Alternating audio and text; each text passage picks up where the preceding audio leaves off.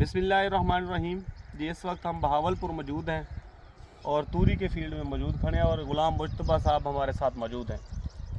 जी गुलाम मुस्तफ़ा साहब, क्या हाल है? ठीक है अल्लाह।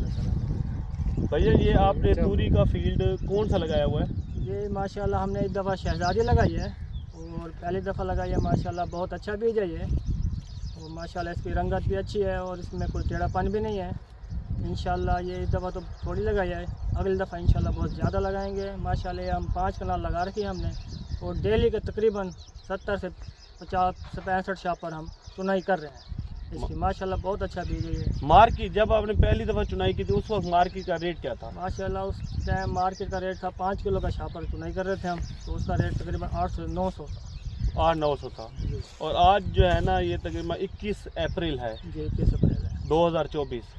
और आजकल मार्केट का रेट क्या चल रहा है? और आजकल मार्केट का 500, 550, 450 तकरीबन हद 500 आजकल। अच्छा, ये फल कैसे तैयार करती है? फल माशाल्लाह बहुत जल्दी तैयार करती है ये।